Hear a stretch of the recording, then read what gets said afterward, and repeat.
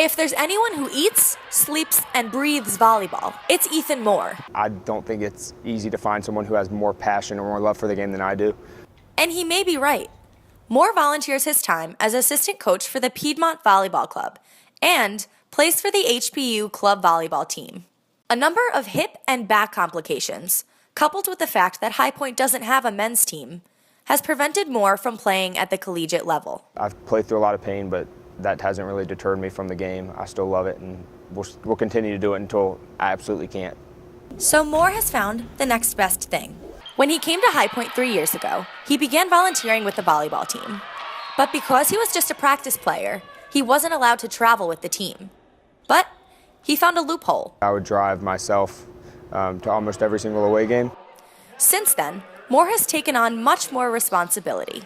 Some of the bigger hitters in the conference, coaches wanted me to kind of imitate them, run the routes that they like to run, and hit and tip and do different odd things that we might not see ourselves in practice. Moore is so invested in the program that he's considered part of the family.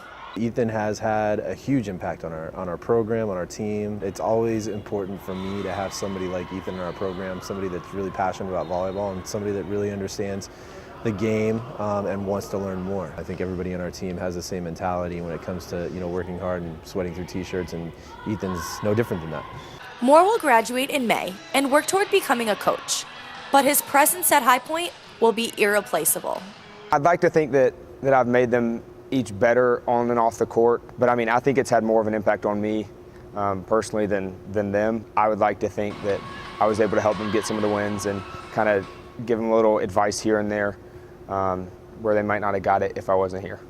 He really loves the game, and he really is going to end up being a very, very good coach, and I could very well work for him one day. For now, Moore is taking it day by day. However, he does know one thing. I'm not going to stop playing the game. It's what I love to do.